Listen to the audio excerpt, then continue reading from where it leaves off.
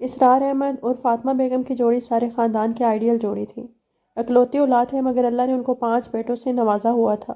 دوسری طرف فاطمہ 2 بہنیں ہی تھیں۔ دوسری بہن جو کہ عمر میں ان سے چھوٹی تھی وہ اپنے شوہر اور بچوں کے ساتھ امریکہ میں مقیم تھی۔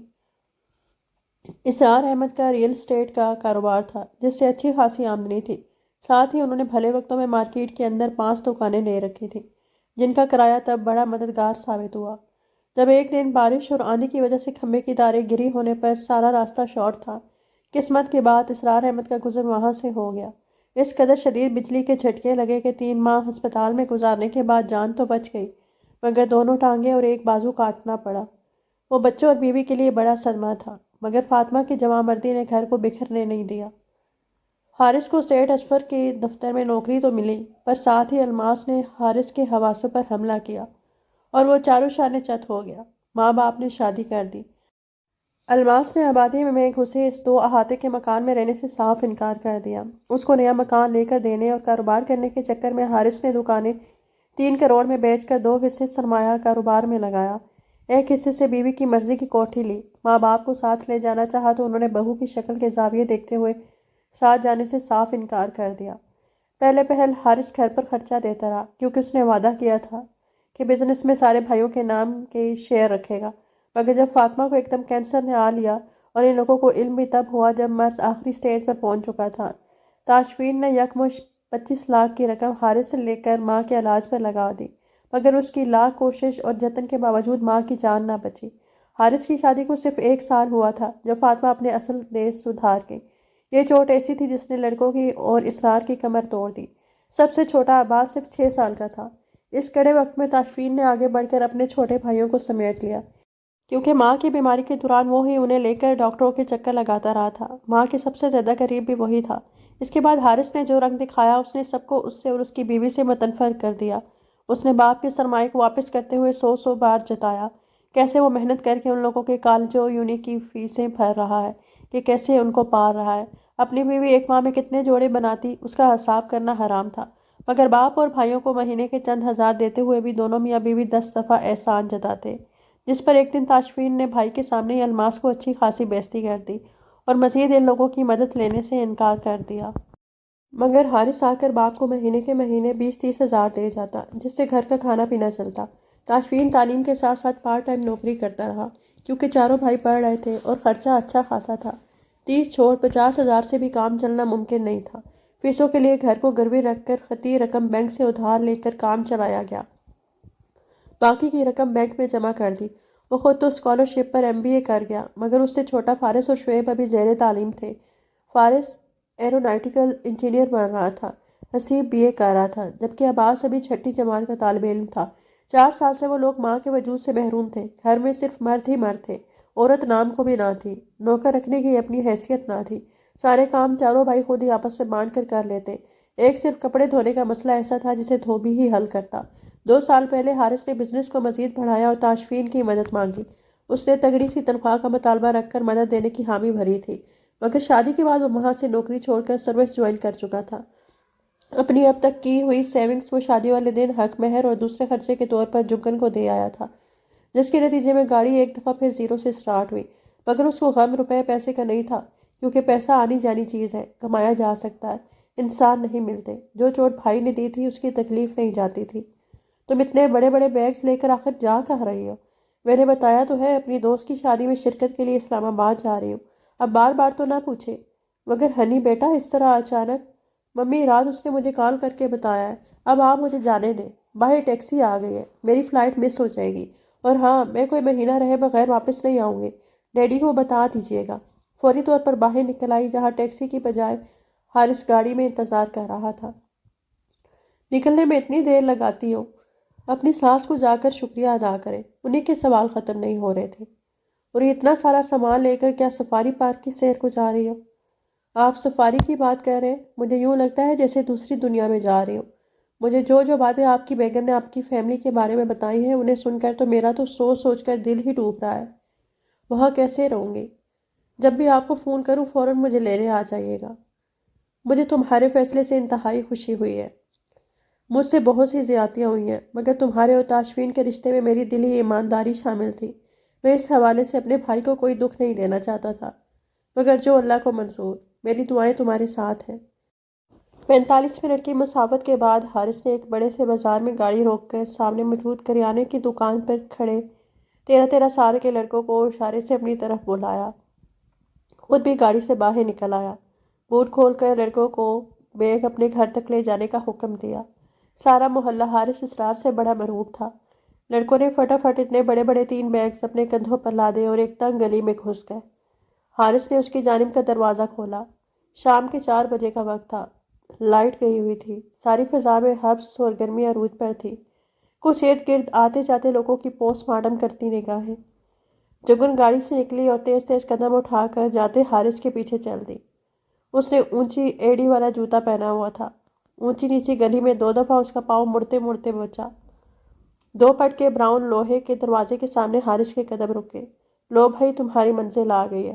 تم اندر جاؤ اور میں واپس چلتا ہوں۔ الماس کی دوست کے بیٹے کی سالگرہ ہے۔ لیٹ ہو گیا تو شامت آ جانی ہے۔ تم بلا جھجک اندر جاؤ۔ فی امان اللہ۔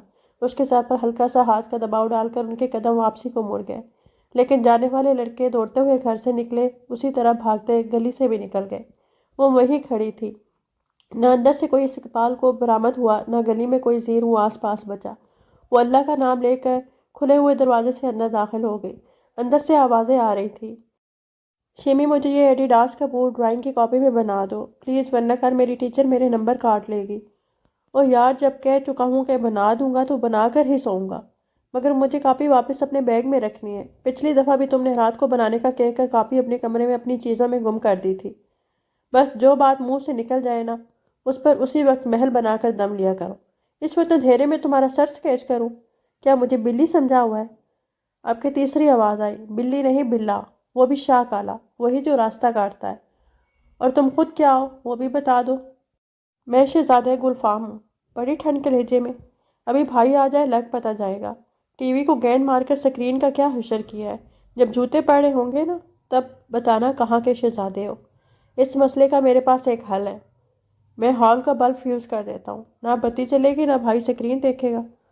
وہ پنجوں پر وزن ڈال کر دھیرے دھیرے چلتی راہداری سے نکل کر اندر آئی تھی۔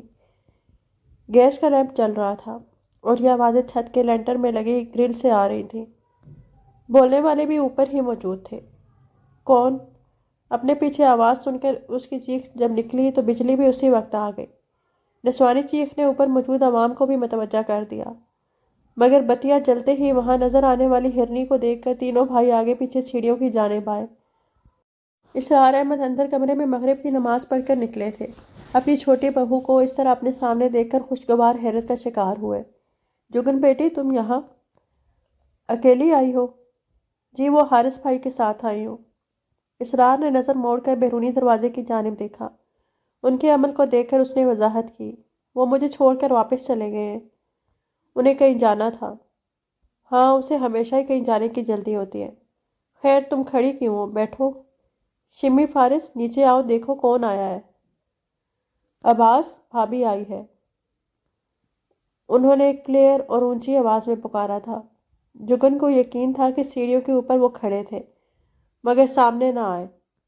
اس کو شدید قسم کی خجالت کا احساس ہوا۔ اس کے گال شرمندگی سے سرخ ہوتے دیکھ کر اب کہ اسرار احمد بولے تو آواز میں حکم تھا، گھر پہ مہمان آئے تو خوشی سے استقبال کیا جاتا ہے، نہ کہ چھپ کر کھڑا ہوا جائے۔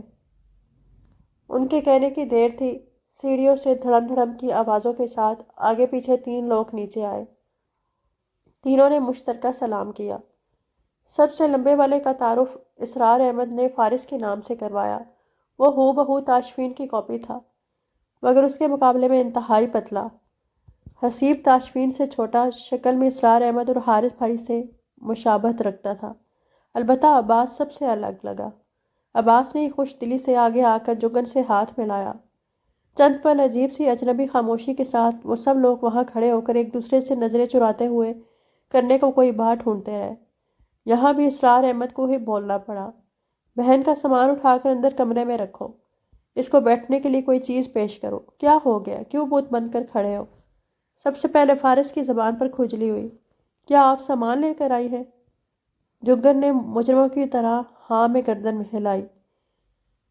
اس کا بھلا کیا مطلب ہوا؟ حسیب کے سوال پر جواب عباس کی طرف سے آیا۔ بے وقوفو، اس کا مطلب ہے جگن آپی ہمارے گھر رہنے کے لیے آئی ہیں۔ فارس نے اپنی پینٹ کی جیبوں میں ہاتھ ڈالتے ہوئے بے صبری سے پوچھا تھا، کیا یہ سچ کہہ رہا ہے؟ اب کی دفعہ جگن کی آنکھوں میں پانی آ گیا۔ اتنی گرمی اور اوپر سے اتنا سخت انٹرویو۔ اگر تم لوگوں کو یہاں کھڑی اچھی نہیں لگ رہی ہوں تو کیا واپس چلے جاؤ؟ تینوں بھائی اپنی جگہ ساکت ہو گئے۔ عباس آگے آ کر اس سے لپٹ گیا۔ Welcome home. دوسرے دونوں بھی حرکت میں آئے۔ ابا، آپی کا سامان کہاں رکھنا ہے؟ فی الحال تو ڈرائنگ روم میں رکھ دو، کیونکہ صاحب جی کا کمرہ تو اس قابل نہیں ہے۔ وہ اے سی والے کمرے میں رہتی تھی۔ یہ کہنا پڑے گا کہ اس سے پہلے اتنی گرمی نہیں دیکھی تھی۔ سب سے پہلے اس نے اپنا ریشمی لباس تبدیل کر کے سادہ لون کا دوپٹہ سیٹ پہنا۔ پھر ہلکی پھلکی گپ شپ کے دوران سب نے مل کر کھانا کھایا۔ اسرار احمد نے حسیب سے کہا کہ وہ مارکیٹ سے بہن کے لیے کھانے کو کچھ اس کی پسند کا لے آئے، مگر جگہ نے انکار کرتے ہوئے کہا کہ جو کچھ گھر میں بنا ہے وہ بھی وہی کھائے گی۔ پھر بھی آلو گوشت کے ساتھ فارس تندور سے روٹیاں لینے گیا تو آئس کریم اور ٹکے وغیرہ لے آیا۔ گھر میں کل 5 کمرے تھے، ایک حسیب اور فارس کا، ایک ابا اور عباس کا، ایک تاشفین کا، چوتھا ڈرائنگ روم کے طور پر استعمال ہوتا تھا، اور ایک فیملی روم تھا جہاں ٹی وی رکھا تھا۔ اسی ایک کمرے میں گرمیوں میں اے سی اور سردیوں میں ہیٹر لگا کر سارے سوتے، مگر آج اس کمرے میں صرف جگن کا بستر لگا۔ اسرار احمد کو تو ویسے بھی ایسی میں نیند نہیں آتی تھی، وہ سردی ہوتی یا گرمی اپنے ہی کمرے میں سوتے۔ حسیب، فارس اور عباس جگن کو سوتا ہوا تصور کر کے باہر لاؤنج میں بیٹھ کر گپے مارتے ہوئے یہی سمجھے ہوئے تھے جیسے اس کے اور جگن کے درمیان لوہے کی دیوار حائل ہو جو باہر کی آواز اندر نہیں جانے دے گی۔ پر ایک تو اجنبی جگہ، اجنبی ماحول، اجنبی لوگ، اوپر سے اتنی زور زور سے آتی آوازیں، رہی صحیح کسر وہ بدبو پوری کر رہی تھی جو اس وقت کمرے میں نہ جانے پسینے سے بھیگی کسی چیز سے ابھر رہی تھی۔ بڑا صبر کرنے کی کوشش کی مگر بے سود۔ آخر اٹھ کر دروازہ کھولنا ہی پڑا۔ دروازہ کھلنے کی آواز پر لاؤنج میں ایک دم خاموشی چھا گئی۔ تینوں کی نگاہیں اسی جانب اٹھی۔ کھلے دروازے کے درمیان میں کھڑی ہو کر وہ تینوں کو باری باری گھورتے ہوئے بولی، اتنے خاموش کیوں ہو گئے ہو؟ پریس کانفرنس ختم ہو گئی ہے؟ اندر کمرے میں کس نے اپنے گندے موزے اتار کر پھینکے ہوئے ہیں؟ اگر یہ سازش اس لیے تھی کہ مجھے آتے ہی ڈرا دو گے اور میں آج کی رات ہی یہاں سے بھاگ جاؤں گی تو جان لو میں سر پر کفن باندھ کر آئی ہوں۔ عباس جلدی جلدی بولا، کیا بھائی کو اپنے ساتھ لے جانے آئی ہیں؟ مجھے تمہارے بھائی کا اچار نہیں ڈالنا ہے، نہ ہی ان سے اپنے محلے کی صفائی کروانی ہے کہ خاص ان کو لے کر جاؤں گی۔ فارس نے اس کی معلومات میں اضافہ کرنا ضروری جانا۔ ویسے تو ہمارا سارا گھر ہی کوئی خاص صاف ستھرا نہیں ہے، پھر بھی سب سے زیادہ گندا کمرہ آپ کے مجازی خدا کا ہے، اس لیے ان کو ساتھ لے جا کر بھی کوئی فائدہ نہیں ہونے والا۔ موصوف کو صفائی سے خاص چڑ ہے، اور آپ کے کمرے میں موزے کسی سازش کے تحت نہیں رکھے۔ ہمارے گھر میں ایک عدد چوہا گھسا ہوا ہے، اس کو حسیب کے گندے موزوں کی نایاب خوشبو سے خاص قسم کی الرجی ہے۔ جس کمرے میں موزے موجود ہوں وہ وہاں جانا حرام سمجھتا ہے۔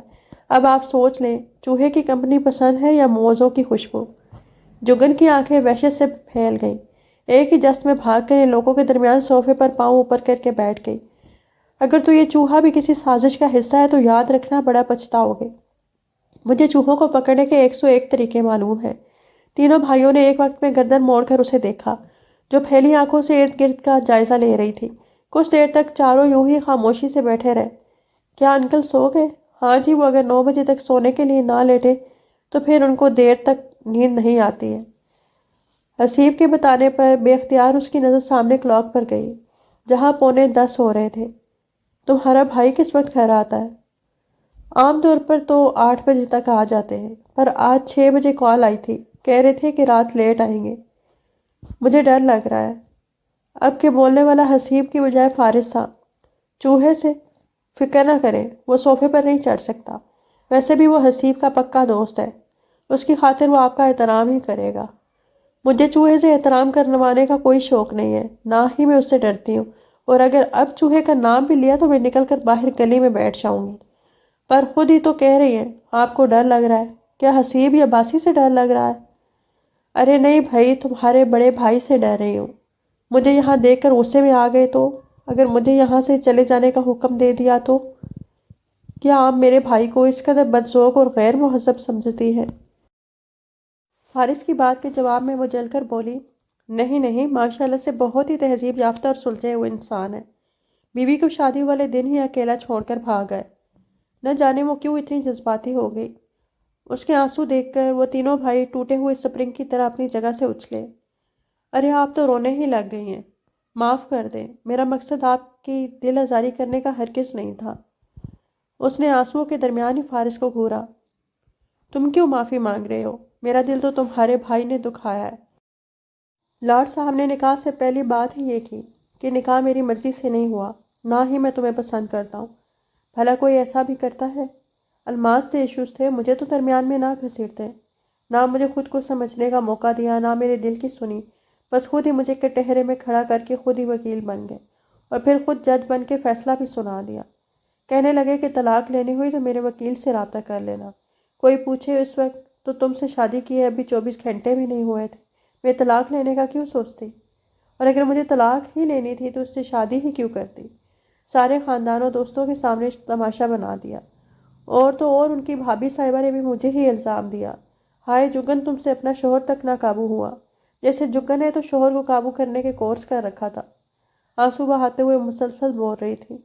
एक भाई भागकर टिश्यू ले आया, दूसरे ने पानी का गिलास उसके हाथों में थमाया, तीसरा उसको टेडी बेयर की तरह साथ चिमटाकर ढार्स बंधा रहा था, जिस पर फारिस ने उसको पीछे धकेलते हुए झड़का। ओ गंदे, पीछे होकर बैठ। अब क्या इनको जुएं डालनी है? किसको जुएं पड़ी हैं? ये मोटे गंदे को जो साल नहाता है। हसीब के कहने पर उसने शर्मिंदा से नजर आते अब्बास को देखा। आप ही ये झूठ बोल रहा है, मैं हर जुम्मे को नहाता हूँ। पर वो मेरे साथ क्लास में एक लड़की बैठती है, उसकी जुएं मेरे पीछे पड़ी हुई है। मैंने टीचर से कहा भी था कि मेरी चेयर बदल दें, पर वो कहती है कि अगले माह बदलूंगी। वो मासूम सी शक्ल के साथ आंखें मटका मटका कर बोल रहा था। जुगन को याद आया कुछ लम्हे पहले वो कैसे उसके साथ लगकर बैठा था। अभी फारिस ने उसे खींच कर सोफे के दूसरे कोने पर डाल दिया। उसके दिल को कुछ हुआ। हाथ बढ़ाकर अब्बास को अपनी जानिब बुलाया। वो भी जैसे बस इशारे का मुंतज़िर था, फट से अपनी पहली पोजीशन में आ गया। पहले गंदी जुराबें, फिर चूहा और अब जुए। और भी कुछ खतरनाक खबर रह गई हो तो अभी बता दो, शायद दिन चढ़ने के बाद तुम लोगों को याद ना रहे। वो नज़र लगाकर अब्बास के बालों को हाथ से दाएं बाएं करते हुए लाशौरी तौर पर जुएं ढूंढने लगी, जबकि फारिस ने हसीब को कुछ बोलने का इशारा दिया, जिस पर हसीब के लब हिले। आप ही हूँ। भाई से डरने की ज़रूरत नहीं है, हम आपके साथ हैं। उसकी बात फारिस ने बेचैनी से दरमियान में ही उचक ली। आपने बस उनको इग्नोर करना है, यह एहसास बिल्कुल नहीं देना कि आप उनकी खातिर यहाँ आई हैं। बस आप अपने भाइयों की फरमाइश पर रहने को आई हैं, यही उनको बताना है। फिर देखिएगा साहब बहादुर के दिल पर क्या क्या बीतेगी। शादी के बाद कई दफ़ा दुखी गाने सुनते हुए पाए गए हैं। पहले दिन के 24 घंटे अलर्ट रहते थे, अब कई मौके पर डे ड्रीमिंग करते हुए रंगे हाथों पकड़े जा चुके हैं। पूछने पर गहरी सांस भरकर मौजू बदल जाते हैं। पर अपने भाई के होते आपको टेंशन लेने की ज़रूरत नहीं है। अगर मुझे हकीकत का इल्म होता तो मैं कब का खुद जाकर आपको घर ले आया होता। अब आप सो जाएं, मैंने भी कल यूं नहीं जाना है। हाँ हाँ, तुम लोग सो जाओ जाकर। मैं ज़रा अब्बास के सर का जायज़ा लेना चाह रही हूँ। किस कदर बेदर्दी से तुम लोगों ने इसको गंदा बोला है। और थैंक यू आप दोनों का। सॉरी, मैं थोड़ी जज्बाती हो गई थी। दोनों मज़ीद बहुत कुछ कहने की ख्वाहिश दिल में लिए अपने कमरे की जानिब बढ़ गए। वो वहीं बैठी अब्बास की जुएं निकालती रही। न जाने कितना वक्त गुजर गया। वो चौंकी जब अब्बास के खराटे गूंजने लगे। अपना आधा वजन उसकी गोद में डालकर सोया हुआ था। टांगे सोफे के दूसरे एंड को मिल रही थी। जुग्गन ने अपने हाथ टिश्यू से साफ किए। एक नज़र क्लॉक पर डाली। रात का 1:30 बज रहा था और वो अभी तक घर नहीं आया था। इस घर और इसके मकीनों के बारे में सोचते हुए न जाने कब उसकी आंख लग गई। अग्निशन से चाबी निकालकर उसने दरवाज़ा खोलकर सीधा पैर बाहर निकाला। हाथ बढ़ाकर डैशबोर्ड में से अपना पिस्टल और बेज निकाले। साथ वाली सीट पर पड़ा मोबाइल कमीज की ऊपरी जेब में ठोंसा। गाड़ी से निकलकर खड़ा हुआ। एक नज़र दोनों तरफ सुनसान पड़ी गली पर डाली। ना कोई बंदा नजर आया, ना बंदे की साथ। अपनी जमाई रोकते हुए उसने गाड़ी लॉक की और कदम आगे बढ़ा दिए। जहन में आज के वाक़े की हाईलाइट्स चल रही थी। आज का सारा दिन वो इंतहाई मसरूफ़ रहा था, इसलिए लंच में जुगन से होने वाली मतभेड़ के बारे में वो ज़्यादा ना सोच पाया था। मगर अब तो अभी से लेकर कल सुबह तक वक्त बिल्कुल अपना था, क्योंकि आज वैसे ही छुट्टी थी। जैसे ही वो फुफ्फी सुगरा के दरवाजे के करीब आया, फट उनकी खिड़की का पट खुला था। वो मुस्कुरा दिया। अस्सलाम वालेकुम। आपको क्या खुशबू आ जाती है? ज़रूरी तो नहीं हर दफ़ा मैं ही हूँ। वालेकुम सलाम। आज तो बड़ी देर से आए हो। तुम्हारे पैरों की आवाज़ से पता चल जाता है। जिस वक्त गली में पैर रखते हो उसी वक्त मैं जान जाती हूँ कि मेरा बच्चा आ गया है। آپ کا پیار ہے پھوپھی، اور سب خیریت ہے؟ بس پتر، زندگی کے دن پورے کر رہی ہوں۔ آج حارث آیا تھا، پپو نے بتایا بھائی آیا ہے۔ میں باہر نکلی ہوں، اتنی دیر میں وہ چلا بھی گیا۔ پتہ نہیں لینے کیا آیا تھا، اللہ جانے باپ کو بھی مل کر گیا ہے یا نہیں۔ جلدی میں ہوگا پھوپھی، ویسے بھی وہ بڑا آدمی ہے۔ آپ آرام کریں، میں گھر چلتا ہوں، صبح ملاقات ہوتی ہے۔ اب اور کون سی صبح ہوتی ہے، 4:30 بج رہے ہیں۔ تمہاری پہلی نوکری ہی بھلی تھی، آنے جانے کا ایک وقت تھا۔ اب تو 3 ماہ کے اندر 15 دفعہ تو یوں رات کے آخری پہر واپس آتے ہو۔ بس پھوپھی، پہلے تو گھر والی بات تھی، اب سرکاری نوکری ہے۔ آپ دعا کر دیا کریں، باقی اللہ مالک ہے۔ میں تو اپنے بچوں کے لیے دن رات دعائیں کرتی ہوں۔ بن ماں کے گھر کو چلا رہے ہو، اپنے بوڑھے باپ کا سہارا ہو۔ ویسے میں دن میں آؤں گی تمہارے باپ کے پاس، اب تمہاری شادی بھی ہو جانی چاہیے۔ میری نرگس سے تم بس 2 مہینے بڑے ہو، اب خیر سے اس کی بھی شادی جلد ہی کر دینی ہے۔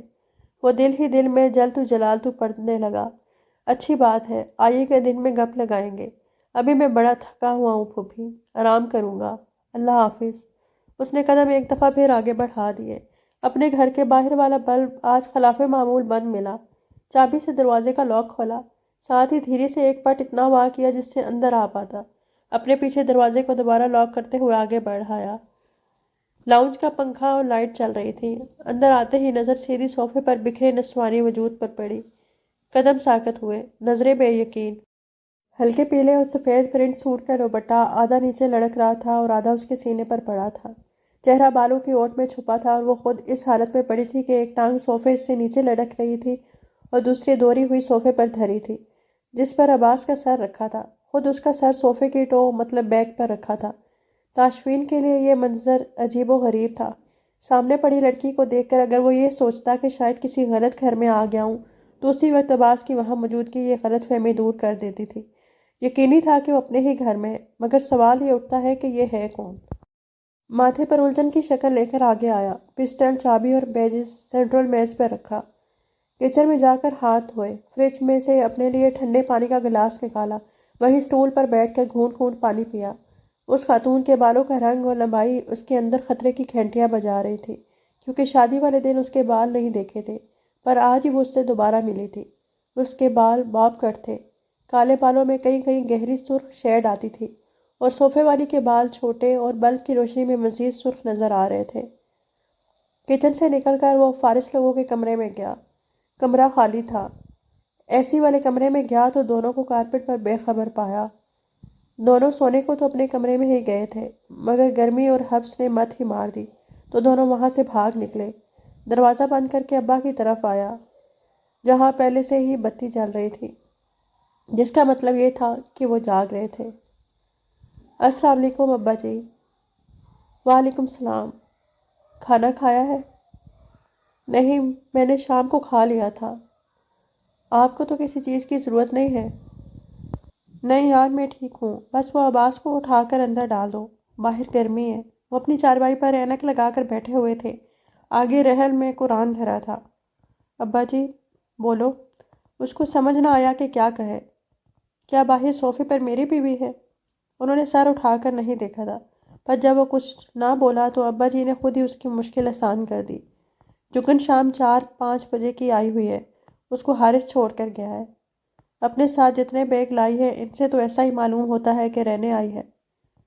وہ دروازے کے فریم میں ٹیک لگا کر کھڑا تھا۔ ابھی تک بے یقینی غالب تھی۔ کیا آپ نے اس سے پوچھا ہے کہ یہاں کیوں آئی ہو؟ آواز سرگوشی سے کچھ بلند تھی۔ ابا جی نے اینک فریم کے اوپر سے پل کی پل بیٹے کے چہرے کو دیکھا، جس پر سنجیدگی رقم تھی۔ گھر کا مکین آئے تو اس سے یہ نہیں پوچھا جاتا کہ وہ کیوں آیا ہے۔ کیا ابھی میں نے تم سے پوچھا ہے کہ تم یہاں کیوں آئے ہو؟ میرا تو یہ گھر ہے، مجھ سے یہ سوال بنتا ہی نہیں ہے۔ اگر یہ تمہارا گھر ہے تو وہ تمہاری بیوی ہے، یہ اس کا بھی اتنا ہی گھر ہے جتنا تمہارا یا اس گھر کے کسی اور فرد کا۔ اس موضوع پر بات کرنے کو بڑا وقت پڑا ہے، تھکے ہوئے آئے ہو، جا کر آرام کرو۔ اگر ہو سکے تو جگن اور عباس دونوں کو جگا کر کمرے میں سونے کا بولو، یہاں ان کی نیند پوری نہیں ہوگی، خاص کر جگن کی۔ وہ واقعی اس وقت بحث نہیں کر سکتا تھا، اس لیے وہیں سے موڑ آیا۔ عباس کو اٹھا کر حسیب اور فارس کے ساتھ کارپٹ پر ڈالا۔ اپنے کمرے میں جا کر اس نے ایئر کولر میں پانی بھر کر اسے آن کیا، بیڈ کی چادر جھاڑ کر دوبارہ بچھائی، سرہانہ ٹھیک کر کے رکھا۔ واپس باہر آیا تو وہ ویسی کی ویسی لیٹی ہلکے خراٹے لے رہی تھی۔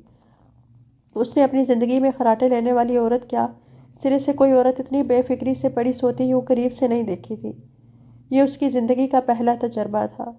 وہ اس کے اوپر جھکا، شہادت کی انگلی سے اس کے چہرے پر آئے بال دھیرے سے پیچھے ہٹائے۔ گلابی ہونٹ نیم وا تھے، لمبی پلکوں والی آنکھیں بند تھیں۔ تاشفین کو اس کے وجود سے تازہ کیے شیمپو اور دھیمی سی گلاب کی خوشبو آئی۔ اس کو جگا کر اندر بھیجنے کا ارادہ ترک کرتے ہوئے اس نے بڑے آرام و سہولت سے اس کو گود میں اٹھایا۔ وہ کسی بچی کی طرح اکٹھی ہو کر اسے چمٹ گئی تھی۔ تاشفین نے آنکھیں گھما کر سوچا، محترمہ میرا کام مزید آسان کر رہی ہیں۔ اندر لا کر بیڈ پر ڈالنے کے بعد مڑ کر ایک بھی نظر اس پر ڈالے بغیر وہاں سے نکل آیا۔ ذہن میں بہت سے سوال کھلبلی مچا رہے تھے، مگر وہ ہر سوال کو نظر انداز کرتا ہوا آرام دہ لباس پہن کر اپنے بھائیوں کے کمرے میں سونے کو لیٹ گیا۔ وہ ساحل سمندر پر تاشفین کے ہاتھوں میں ہاتھ دیے واک کر رہی تھی۔ تاشفین نے نیوی بلو ٹی شرٹ کے ساتھ بلو جینز کی لانگ نکر پہنی ہوئی تھی۔ ہوا اس کے بکھرے بے ترتیب بالوں کے ساتھ مسلسل لٹکیلیاں کر رہی تھی۔ آنکھوں پر سیاہ شیشوں والا چشمہ تھا۔ وہ تھوڑی تھوڑی دیر بعد کسی نہ کسی بات پر مسکراتا تو جگن کو اپنی سانس رکتی ہوئی معلوم ہوتی، کیونکہ اس کے ڈمپل جگن کے دل کی دھڑکن اتھل پتھل کر رہے تھے۔ اس کا جی چاہ رہا تھا کہ ہاتھ بڑھا کر اس کے گالوں پر دونوں جانب ابھرنے والے ننھے ننھے گڑھوں کو چھو کر محسوس کرے، مگر اس کی ہمت نہیں پڑ رہی تھی۔ اچانک وہ اس کے بالکل سامنے رک گیا، جیسے اس کے دل میں پلنے والی خواہش کو چہرے سے پڑ گیا ہو۔ جگن کی نگاہوں میں گہرائی تک دیکھتے ہوئے اس نے جگن کا سیدھا ہاتھ اپنے بڑے سے ہاتھ میں لیا اور اپنے چہرے سے مس کیا۔ جگن حیران ہوئی۔ اس کے چہرے پر ایک دن کی شیو جتنے بال نکلے ہوئے ہونے کے باوجود اس کا لمس کسی اونی فر کی طرح معلوم ہوا۔ اس نے ایک دفعہ پھر انگلی اس کے چہرے پر پھیرنی چاہی، مگر تاشفین نے ہلکے سے اس کو کاٹ لیا۔ پٹ سے آنکھ کھلی، سانس پھولی ہوئی تھی، سارا جسم پسینے سے شرابور تھا، پر آنکھ کھلتے ہی دوسرے سرہانے پر موجود ہستی کو دیکھ کر حلق سے فلک شگاف چیخیں برآمد ہوئی تھی۔ بیڈ پر سے کودتے وقت یہ نہ معلوم ہو سکا کہ وہ پہلے کودی یا جس کے ڈر سے کودی وہ پہلے فرار ہوا، پر اللہ کی کرنی ایسی ہوئی کہ دونوں کی ٹائمنگ انتہائی افسوسناک رہی۔ پیروں کے نیچے روئی کا گالا محسوس کرتے ہی چیخوں میں اور تیزی آ گئی۔ کمرے سے باہر والی عوام اپنے روزمرہ کے دھندوں میں مصروف تھی، مگر خاتون کی دہائی سنتے ہی جو جو ہتھیار ہاتھ میں آیا جوان اٹھا کر موقع واردات کی جانب بھاگے، جیسے بن دیکھے ہی جان گئے ہوں کہ آگے کس شیر سے ملاقات ہونے والی ہے۔ ایک کے ہاتھ میں وائپر تھا، کیونکہ وہ فرش دھونے کے بعد وائپر لگا رہا تھا۔ دوسرے کے ہاتھ میں جھاڑو تھی، کیونکہ وہ باہر دروازے کے سامنے گلی صاف کر رہا تھا۔ تیسرے کے ہاتھ میں جوتا تھا، کیونکہ وہ اپنے سامنے جوتوں کا ڈھیر لگائے جوتے پالش کرنے میں مصروف تھا۔ چوتھا صرف تجسس کے مارے وہاں آیا تھا۔ ہاتھ میں بھرا لسی کا گلاس تھا۔ جیسے ہی وہ اندھا دھند بھاگتی ہوئی کمرے سے نکلی، سیدھی لسی والے سے ٹکرائی۔ جگن کو یوں معلوم ہوا سر کسی دیوار میں دے مارا ہے، جبکہ سامنے والے نے اپنے سینے پر ہلکا سا ہاتھ مار کر سہلایا تھا۔ خوف اتنا زیادہ تھا کہ وہ فکر بھول کر دوڑتی ہوئی صوفے پر چڑھی۔ میں یہاں ایک پل بھی نہیں رہوں گی، زاروں قطار روتے ہوئے ایک ہی لائن بولی۔ سب سے پہلے حسیب نے اندر نظر ڈالی، پھیلی ہوئی آنکھوں سمیت بے یقینی کے ساتھ نفی میں سر ہلاتا باہر آیا۔ اس کے بعد وائپر کو بندوق جیسا تان کر آگے بڑھنے والا سپاہی فارس تھا۔ ایک پل کو جائزہ لینے کے بعد کانوں کو ہاتھ لگاتا واپس آیا۔ عباس کی آگے جانے کی ہمت نہ ہوئی، وہ وہیں جگن کے پاس صوفے پر چڑھ آیا۔ تاشفین نے دونوں بھائیوں کو اپنے ڈرامے بند کر کے کچھ پھوٹ بھی چکو، کون سی بلا دیکھ کر آئے ہو؟ کچھ نہ پوچھو، اندر ایک شہادت واقعہ ہو گئی ہے۔ جس ڈان کو ساری دنیا کی پولیس نہ پکڑ سکی، اس نے تمہاری بیوی کے چرنوں میں جان دے دی ہے۔ فارس، سیدھے الفاظ میں بکو مرو۔ تاشفین کی بات پر فارس نے حسیب کو بولنے کا اشارہ کیا۔ حسیب نے نہ نظر آنے والے آنسو صاف کیے۔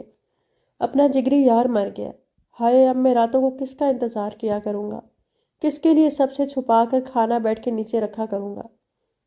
اب تک تاشفین کے شک کو یقین مل چکا تھا، وجہ سے بولا، اب تو تم لوگوں کو میری بات سمجھ آئے گی۔ یہ لڑکی اس گھر میں خطرناک مقاصد لے کر آئی ہے۔ پہلے آدھی جوؤں کا خاتمہ کر دیا، اب دن چڑھتے ہی ہمارا شیر جوان مار دیا۔ اس کی لاش کو ٹھکانے لگاؤ، اس کے بعد اس لڑکی کو یہاں سے چلتا کرو، سامان باہر گلی میں رکھو، ایک عدد رکشہ بلاؤ اور ٹاٹا بائے بائے کر دو۔ جگن جو کہ صوفے پر کھڑی عباس کو مضبوطی سے تھامے کانپ رہی تھی، غصے میں سب بھول کر نیچے اتری اور عین تاشفین کے سامنے آئی، جس نے ایک ہاتھ میں گلاس پکڑا ہوا تھا تو دوسرا ٹریک سوٹ ٹراؤزر کی جیب میں دیا ہوا تھا، جس کے پانچے فولڈ کیے ہوئے تھے۔ پیروں میں کالے رنگ کی سادہ سی چپل تھی، سفید ٹی شرٹ، ماتھے پر گرے بے ترتیب بال، کالی سیاہ مونچھیں اوپر کو مڑی لمبی لمبی پلکیں۔ وہ پوری سنجیدگی سے اس کی طرف متوجہ تھا۔ اس کے اتنے قریب آ کر کھڑے ہونے سے ہی جنگن کو اپنا دل قابو سے باہر ہوتا محسوس ہوا، مگر وہ تاشفین پر اپنی کمزوری ظاہر کرنا نہیں چاہتی تھی، اس لیے خود کو بڑا پر اعتماد دکھاتے ہوئے مضبوط آواز میں بولی، السلام علیکم ایس پی تاشفین اسرار صاحب، مجھے کہنا پڑ رہا ہے آپ کو دیکھ کر مجھے کوئی خوشی نہیں ہوئی ہے، اور آپ کون ہوتے ہیں میرے ہی بھائیوں کو میرے ہی گھر میں میرا ہی سامان نکال کر باہر رکھنے کو کہنے والے؟ آئندہ ایسا ویسا کوئی آرڈر نشر کرنے سے پہلے یہ سوچ لیجئے گا کہ کہیں ایسا نہ ہو کہ میرا سامان یہاں سے نکلوانے کے چکر میں آپ خود ہی دربدر ہو جائیں۔ تاشفین کی بھویں اوپر کو شوٹ کر گئی، حیرت سے اس کو سر تا پیر دیکھا، پھر کھی کھی کرتے بھائیوں کو گھورا، جس پر کھی کھی کی آواز اسی وقت بند ہو گئی۔ اس کے بعد واپس اس پر نظر ڈالی۔ بیوی صاحبہ اگر چونٹی کے پر بھی نکل آئے نا تب بھی وہ عقاب نہیں بن سکتی، چونٹی ہی رہے گی۔ مجھے دوبارہ بیوی مت بلائیے گا کیونکہ میں آپ کی بیوی نہیں ہوں۔ تو پھر کیا ہوں؟ تاشفین کو اس گفتگو سے مزہ آ رہا تھا۔ آپ کی کچھ بھی نہیں ہوں تو میرے گھر میں کیا کر رہی ہو؟ یہاں اپنے بھائیوں اور انکل کے پاس آئی ہوں۔ آپ کسی غلط فہمی کا شکار مت ہو۔ کمال ہے، یوں اچانک سے انکل اور بھائیوں کی محبت کیسے جاگ اٹھی؟ میں آپ کے کسی طنز کا جواب دینے کی پابند نہیں ہوں۔ آپ تو ویسے بھی لوگوں کے بارے میں اپنی رائے رکھنے کے کافی شوقین ہیں، اس لیے میری بلا سے جو مرضی آئے سوچیے اور کہیے۔ تاشفین 2 قدم اس کی جانب بڑھا، وہ بے اختیار پیچھے ہو گئی۔ تم عورتوں کے ڈراموں سے بڑی اچھی طرح واقف ہوں، جس بھی خفیہ مقصد سے آئی ہو یا بھیجی گئی ہو۔ ایک بات کان کھول کر سن لو، اگر میرے بھائیوں یا والد کا دل توڑا یا کسی قسم کا کوئی نقصان بھی پہنچایا تو تمہاری بہن اور باپ کی اینٹ سے اینٹ بجا دوں گا۔ آنکھوں میں چیلنج سے گھورتے ہوئے نیا بیان دے کر اپنے ہاتھ میں پکڑا ٹھنڈا ٹھار لسی کا گلاس جگن کے ہاتھوں میں دیتے وہاں سے ہٹ گیا۔ جگن نے اس کی پشت کو گھورتے ہوئے گہری سانس خارج کی، آنکھوں میں نمی سی آ گئی۔ اتنا بدگمان اور ناراض میرا شوہر ہے، یہ تو ساری عمر مجھ سے راضی ہونے والا نہیں لگتا۔ آخر میں نے کتنے بندے مارے ہیں، کتنوں کا خون پیا ہے جو یہ امتحان ملا ہے۔ کہا تو تھا ہم آپ کے ساتھ ہیں۔ یہ اونٹ ایک دن پہاڑ کے نیچے آئے ہی آئے، پہلے ذرا ہم اپنے ساتھی کا جنازہ نکال آئے۔ حسیب کی جھاڑو پر مردہ چوہے کو دیکھ کر وہ ایک دفعہ پھر چیخ مار کر صوفے پر چڑھ گئی۔